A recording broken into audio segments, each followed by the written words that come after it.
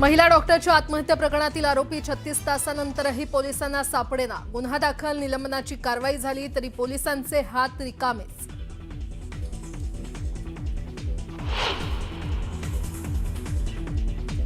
आत्महत्या केलेल्या महिला डॉक्टरवर मूळ गावी शोकाकुल वातावरणात अंत्यसंस्कार। आरोपींवर कठोरात कठोर कारवाईची गावकऱ्यांची मागणी।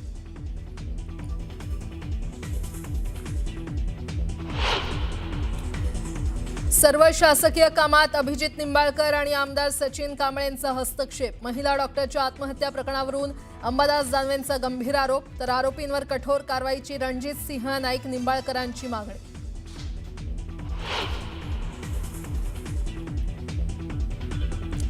डॉक्टर तरुणीच्या आत्महत्येवेळी पीएसआय बदने होता ड्युटीवर। फलटण ग्रामीण पोलीस ठाण्याच्या हद्दीत बदनेनं केला नाईट राऊंड। घटनेच्या 24 तासानंतरही फरार बदने पोलिसांना सापडेना।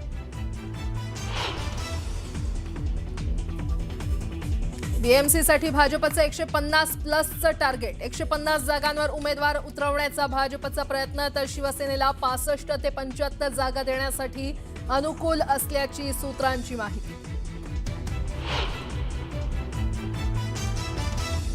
जुन्या कार्यकर्त्यांकडेही लक्ष द्या, नाहीतर जितक्या जोरात वर गेला तितक्याच जोरात खाली याल। भाजपमधील इनकमिंगवरून नितीन गडकरींनी टोचले कान।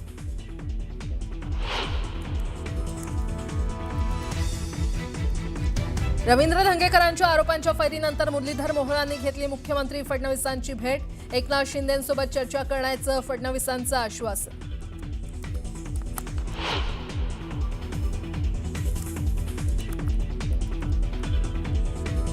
सगळे बिल्डर मुरलीधर मोहोळांचे हस्तक, सगळा व्यवहार संशयास्पद। जो व्यवहार झाला त्यावर मुख्यमंत्री फडणवीस अंकुश ठेवतील। मोहोळ सीएम भेटीवर धंगेकरांचं विधान।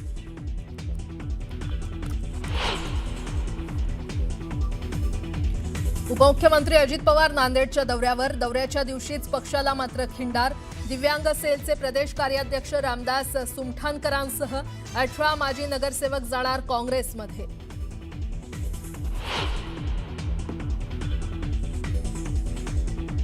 दोन वर्षाच्या चिमुकलीवर हत्येच्या प्रयत्नाचा गुन्हा। कल्याण पोलिसांच्या अजब कारभारावर संताप। तक्रारदाराच्या माहितीनुसार गुन्हा, चौकशी सुरू असल्याचं पोलिसांचं धक्कादायक उत्तर। सुट्टीनिमित्त प्रवाशांच्या सुखकर सेवेकरता रायगड एसटी महामंडळाने 50 जादा गाड्यांचं नियोजन केलंय। या जादा गाड्यांचा जवळपास 20,880 किलोमीटर प्रवास होणार आहे। बेस्टच्या ताफ्यामध्ये सध्या 1745 इलेक्ट्रिक एसी बसेस आहेत। या बसेस शहर आणि उपनगरातील 237 मार्गांवर धावत आहेत। त्यात 150 नव्या एसी बसेसची भर पडणार असल्याने एकूण एसी बसेसची संख्या 1895 होणार आहे।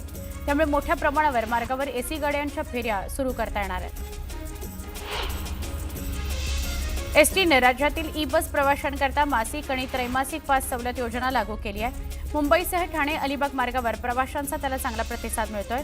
60 दिवसांचं भाडं भरल्यानंतर आता 90 दिवस प्रवास करता येणार आहे। प्रवाशांच्या सोयीकरता आणि दिवाळी तसंच छठ उत्सवाच्या काळात वाढत्या गर्दीचा विचार करून मध्य रेल्वेने छत्रपती शिवाजी महाराज टर्मिनस आणि नागपूर दरम्यान अतिरिक्त वातानुकूलित सुपरफास्ट विशेष गाडी चालवण्याचा निर्णय घेतलाय। ही गाडी सणासुदीच्या काळामध्ये प्रवाशांना प्रवासाची अधिक सोय उपलब्ध करून देईल आणि गर्दी व्यवस्थापनाला मदत करेल। मध्य रेल्वेच्या मुंबई विभागामध्ये विविध अभियांत्रिकी आणि देखभालीच्या कामांकरता रविवारी मेगा ब्लॉक, तर पश्चिम रेल्वेवर शनिवारी रात्रकालीन ब्लॉक घेण्यात येणार आहे। मात्र पश्चिम रेल्वेवर रविवारी कोणताही ब्लॉक नसेल। मुंबई मेट्रो रेल कॉर्पोरेशननं आता प्रवाशांचा प्रवास अधिक सहज, वेगवान आणि स्मार्ट करण्याकरता मोठं पाऊल उचललंय। ॲक्वा लाईनवर प्रवाशांकरता व्हॉट्सॲपद्वारे तिकीट बुकिंगची सुविधा सुरू करण्यात आली आहे। आता फक्त मोबाईलवर हाय असा मेसेज पाठवा आणि काही सेकंदात मेट्रो तिकीट तयार असेल। ॲप आधारित टॅक्सी सेवेत ओला आणि उबरची मक्तेदारी मोडून काढण्याकरता केंद्र सरकारच्या सहकार विभागाच्या पुढाकारानं देशात लवकरच भारत टॅक्सी ही नवीन सेवा सुरू होत आहे। मल्टी स्टेट सहकारी टॅक्सी कोऑपरेटिव्ह लिमिटेड अंतर्गत ही सेवा चालवली जाईल, जी देशातली पहिली सहकारी टॅक्सी सेवा असेल। सोने चांदीच्या भावात मोठी घसरण होतीये। गेल्या 3 दिवसात सोने 6,000 आणि चांदी 9,000 घसरली आहे। सोन्याच्या भावात 1,000 रुपयांची घसरण झाली। 1,23,000 10 ग्रॅम करता आता आपल्याला मोजावे लागणार आहे। तर चांदीच्या भावात 1,000ची घसरण झाली आहे, ती 1,53,000 1 किलो करता आहे. दिवाळीच्या सुट्टीनंतर मागणीच्या तुलनेमध्ये आवक कमी होत असल्यामुळे भाजीपाला महागलाय. किरकोळ मार्केटमध्ये वाटाणा 280 रुपये तर शेवगा 160 रुपयांवर पोहोचली आहे. पालेभाजीच्या एक जुडीसाठी 25 ते 40 रुपये मोजावे लागत आहेत.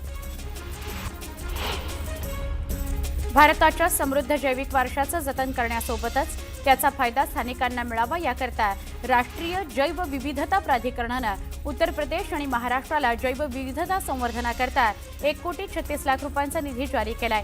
91 लाख रुपये महाराष्ट्रातील 2 गावांना मिळणार आहेत. राज्यातील अनेक भागात गुरुवारपासून पुन्हा पावसाला सुरुवात झाली आहे. राज्यात पुढील 3 ते 4 दिवस अनेक ठिकाणी हलक्या ते मध्यम स्वरींचा अंदाज आहे. या कालावधीमध्ये काही भागात वादळी वाऱ्यासह पावसाची शक्यता आहे. प्रामुख्याने विदर्भ, मराठवाडा आणि कोकणात पावसाचा अंदाज आहे. मुंबई मेट्रो रेल्वे प्रकल्पातील बोगदे आणि स्थानकांच्या डिझाईन आणि बांधकामाच्या करारातून निर्माण झालेल्या वादाप्रकरणी नेवादानं दिलेल्या निर्णयाविरोधात हायकोर्टात धाव घेतलेल्या मुंबई मेट्रो रेल कॉर्पोरेशन लिमिटेडला दिलासा देण्यास न्यायालयानं नकार दिलाय. MMRCL विरुद्ध 250 कोटी रुपयांच्या लवादाच्या निर्णयाला स्थगिती देण्यास नकार देण्यात आलाय. विविध कामांनिमित्त चर खोदल्यानंतर रस्ता पूर्ववत केला जात नसल्याचं महापालिकेच्या निदर्शनास आलंय.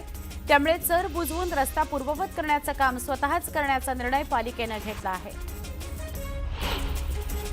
सध्या ऑक्टोबर हिट सुरू असून पारा वाढलाय. पाऱ्यानं 35शी पार केली आहे. हिटमुळे जीव घामाघूम झालाय. अनेकांनी अडगळीत टाकलेल्या छत्र्या पुन्हा उन्हाच्या बंदोबस्ताकरता बाहेर काढल्या.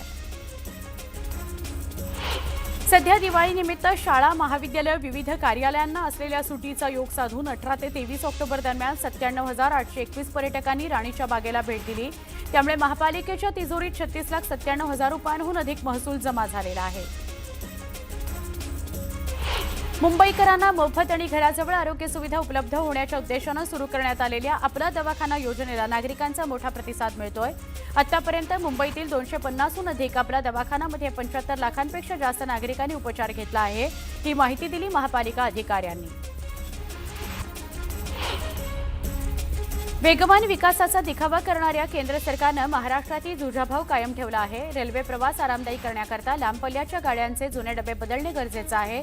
मात्र महाराष्ट्रातील तब्बल 17 एक्सप्रेसना अद्याप जुनेच डबे असून या गाड्यांचा अद्ययावत LHB कोच जोडण्याच्या मागणीचं पत्र केंद्र सरकारकडे 2 वर्षांपासून धुळखात पडून आहे.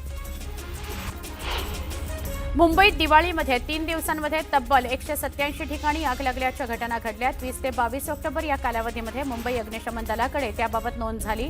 या दुर्घटनांमध्ये 8 जणांचा मृत्यू झालाय तर फटाक्यांमुळे आगीच्या दुर्घटना तुलनेनं कमी झाल्याचं बघायला मिळालं. मुंबईत दररोज सरासरी 6,900 मेट्रिक टन कचऱ्याचं संकलन करून त्याची शास्त्रोक्त पद्धतीने विल्हेवाट महापालिकेच्या घनकचरा विभागाकडून लावली जाते. पण 18 ते 21 ऑक्टोबर या दिवाळीच्या कालावधीमध्ये अतिरिक्त 3,075 मेट्रिक टन कचऱ्याची भर पडल्यानं प्रतिदिन 7,300 मेट्रिक टन कचरा संकलित करण्यात आला. ऑक्टोबर महिन्यामध्ये मुंबईच्या हवेतील PM 2.5 आणि PM 10 या प्रदूषकांच्या दैनंदिन सरासरी पातळीमध्ये सर्वाधिक वाढ झाली आहे. जानेवारी ते ऑक्टोबर 2025 या कालावधीमध्ये यात सर्वाधिक वाढ ऑक्टोबर महिन्यामध्ये झाली आहे. ऑक्टोबर महिन्यामध्ये मुंबईतील 19 ठिकाणांवरील हवा प्रदूषण मापकांवर PM 2.5 ची सर्वाधिक नोंद झाली आहे. दिवाळीत मूळ गावी गेलेले नागरिक पुणे मुंबईकडे परतायला शुक्रवारपासून सुरुवात झाली आहे. गावाहून परतणाऱ्या नागरिकांच्या मोटारी, खासगी बसमुळे महामार्गांवर वाहतुकीची कोंडी होण्याची शक्यता आहे. या पार्श्वभूमीवर महामार्ग पोलीस, पुणे पोलीस आणि पिंपरी चिंचवड पोलिसांच्या वाहतूक विभागानं वाहन चालकांना महामार्गालगतच्या पर्यायी मार्गांचा वापर करावा आणि सार्वजनिक वाहतूक व्यवस्थेचा अवलंब करावा अशा सूचना केल्या आहेत. शासनानं 2014 मध्ये परमिट सगळ्यांकरता खुलं केल्यापासून मुंबई, ठाणे, पुणे या महामार्गांमध्ये रिक्षांचा महापूर आलाय. 10 वर्षात रिक्षांची संख्या 6,58,000हून 12,41,000 झाली आहे. मुंबईत दुप्पट, नवी मुंबई, पनवेलमध्ये 3 पट आणि वसईत 10 पट रिक्षा वाढल्या आहेत. त्यामुळे मागेल त्याला परमिट धोरण रद्द करावं अशी मागणी संघटनांनी केली आहे. मुंबईत भविष्यातील सार्वजनिक वाहतुकीमध्ये महत्त्वाची भूमिका निभावणाऱ्या पॉटटॅक्सी प्रकल्पाच्या दिशेने एक मोठं पाऊल उचलण्यात आलंय. कुर्ला परिसरामध्ये ऑटोमेटेड रॅपिड ट्रान्झिट स्टेशन उभारण्याकरता पोलीस कोठ्याच्या जमिनीचा वापर करण्यात येणार आहे.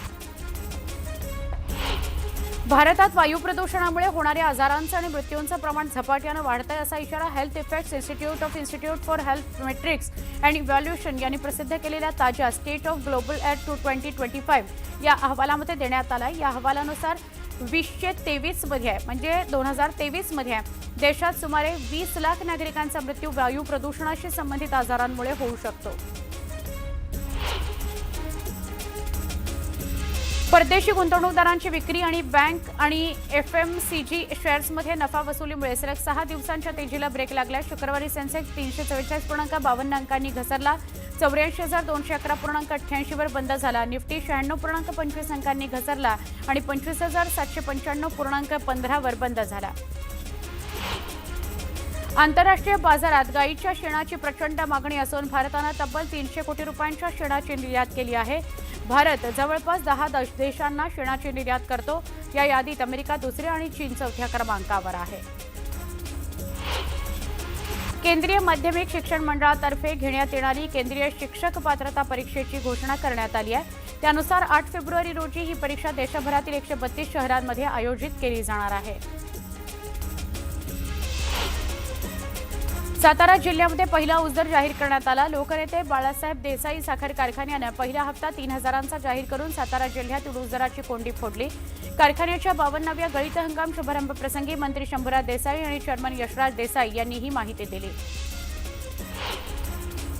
सोलापूर शहराला पुन्हा एकदा पावसानं झोडपून काढलंय. शहरातील अनेक भागात पाणी साचलंय. रस्त्यांवरही पाणी साचल्यानं नागरिकांची तारांबळ उडाली. जळगाव जिल्ह्यात पावसानं जोरदार हजेरी लावली. अचानक आलेल्या पावसामुळे दिवाळीनिमित्त खरेदीकरता बाजारपेठांमध्ये आलेल्या नागरिकांची धावपळ झाली. वातावरणामध्ये गारवा निर्माण झाल्यानं नागरिकांना उकाड्यापासून काहीसा दिलासा मिळाला. धाराशिव जिल्ह्यामध्ये मराठा समाजाकरता अण्णासाहेब पाटील महामंडळाकडून अनेक योजना राबवल्या जातात. मात्र या महामंडळाकडून राबवल्या जाणाऱ्या योजनांवर अनेक निर्बंध लादण्यात आलेले आहेत. त्यामुळे आक्रमक मराठा समाजानं आंदोलन करत प्रशासनाला निवेदन दिलं.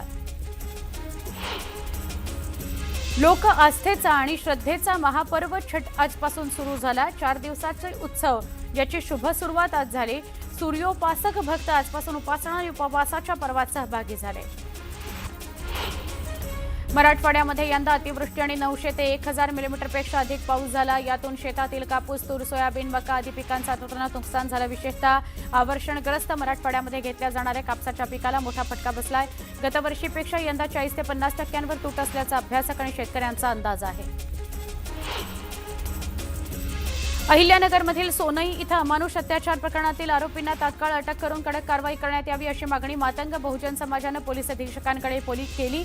पोलीस अधीक्षकांकडे मागणीचं निवेदन देण्यात आलं. जळगाव पोलीस मुख्यालयातील पद्मालय सभागृहामध्ये सुफी गायन कार्यक्रमात कमरेला बंदूक लावून दहशत निर्माण करत पैशांची उधळण करत संशयित पियुष मणियार याचा शस्त्र परवाना रद्द करावा असा प्रस्ताव जिल्हापेठ पोलिसांनी प्रशासनाकडे केलाय. हा व्हिडिओ समोर आल्यानंतर पियुष मणियार याचा व्हिडिओ सोशल मीडियावर व्हायरल होतोय. जळगाव शहरातील अजिंठा चौफुलीजवळ असलेल्या सालार नगरातील एका घराला आग लागली. अग्निशमन दलानं तात्काळ घटनास्थळी धाव घेतली. आगीवर नियंत्रण मिळवलं. घटनेत घरातील बेड, कपाट, कपडे या सगळ्या वस्तूंचं जळून खाक झालेले आहेत. त्यामुळे नुकसान झालेलं आहे. जळगाव शहरातील वाघनगर परिसरामध्ये एका